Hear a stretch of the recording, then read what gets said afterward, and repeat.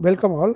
In this video, we are going to talk about free energy change and that too Gibbs free energy.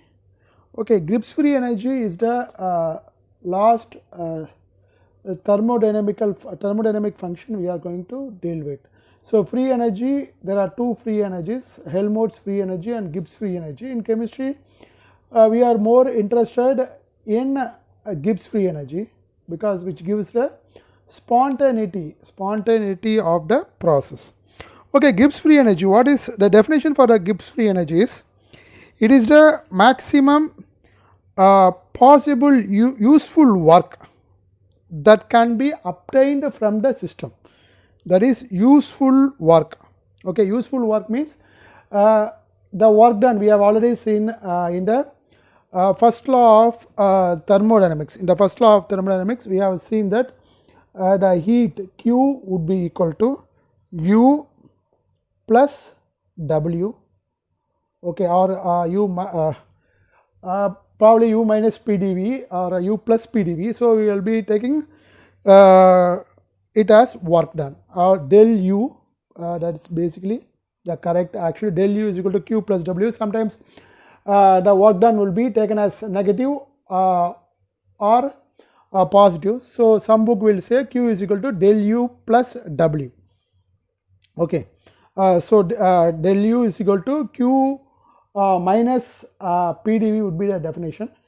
Okay, Q minus PdV. So we will be rearranging to get an work which is taken as an positive work. So the work consists of an two parts. One is the expansion work, that is expansion, and another one is the non-expansion work. So W expansion, W non-expansion. So expansion work means the work that is volume change, with volume change.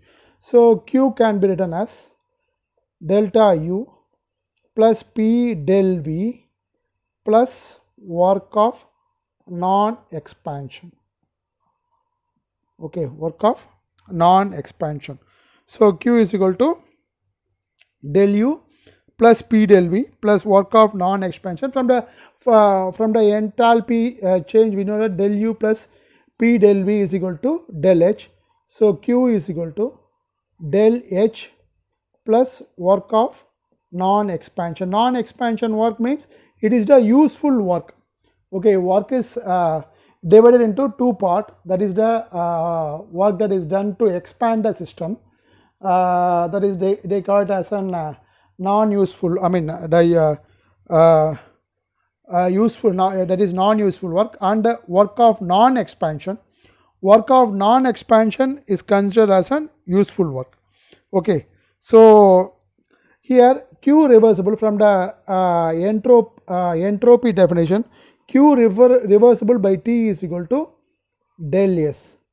Q reversible by T is equal to del S, or Q reversible is equal to T del S.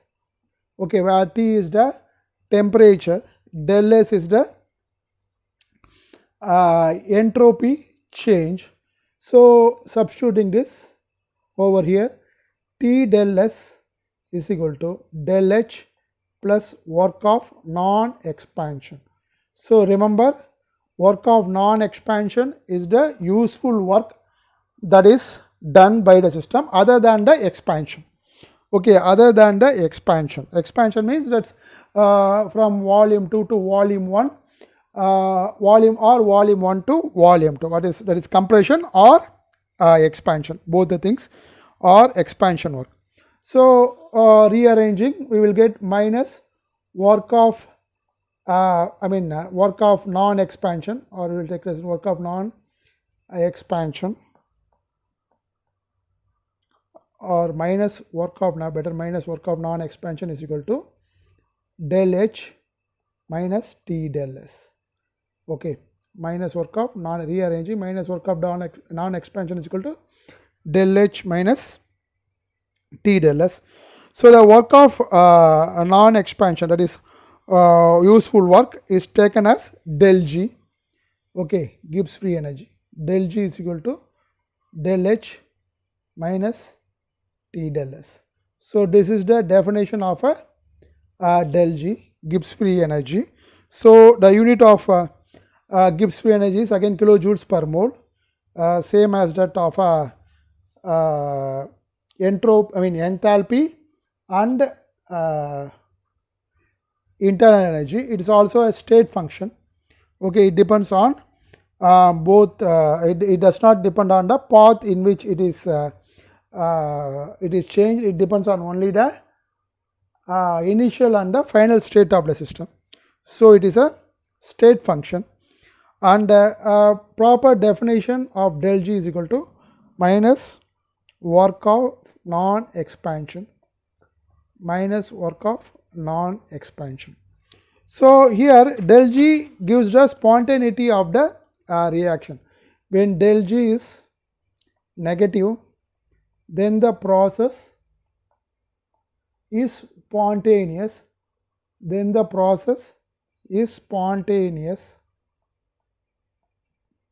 Okay. When del G is positive, non-spontaneous. When del G is equal to 0, then it is at equilibrium. Then the condition is said to be at equilibrium. So del G depends on two factors, del H, which is called as an energy factor, and T del S, which is called as an entropy factor,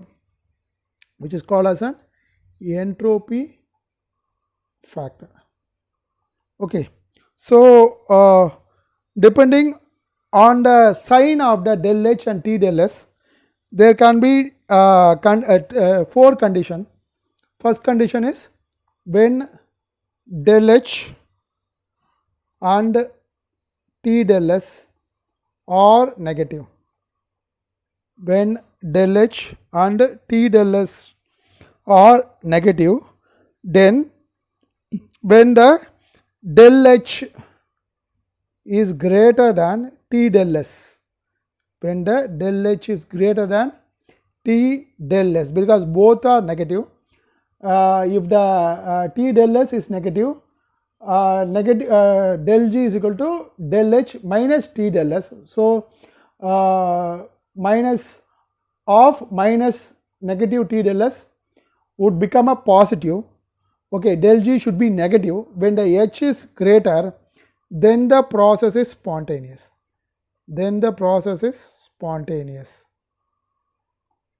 Basically, in this condition, temperature plays an important role.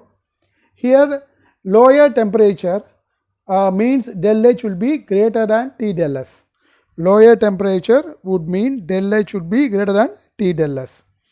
Okay, next condition, when del H and T del S are positive, both are positive, then the process would be spontaneous. When del H is lesser than T del S, that means the temperature should be on a higher scale. For the first condition,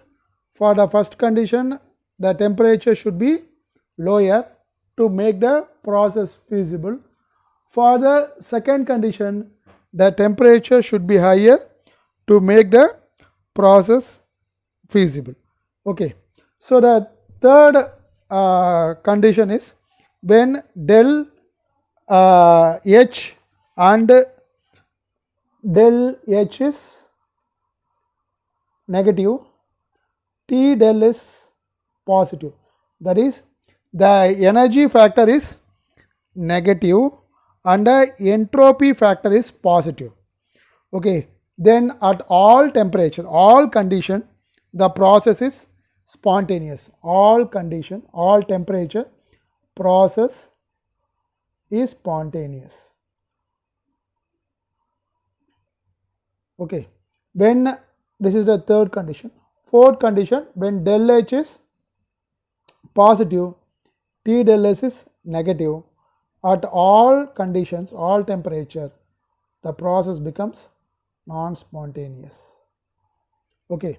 When the energy, last condition is when the energy factor is positive and entropy factor is negative, at all condition the process is non-spontaneous. So 3 condition again, the 4 condition again, when the energy factor and the entropy factor are negative, energy factor should be greater than the entropy factor for the process to be spontaneous. When the energy factor is when the energy factor and entropy factor are both positive, then the energy factor should be lesser than that of a entropy factor for the process to be spontaneous. Okay. So the one important condition is that when the energy factor is negative and the entropy factor is positive, then at all condition the process is spontaneous. Okay. So this is about the Gibbs free energy. We will meet in the next video with the second law, zeroth law, and the third law of thermodynamics. Second law, zeroth law, and third law of thermodynamics. See you then. Bye bye.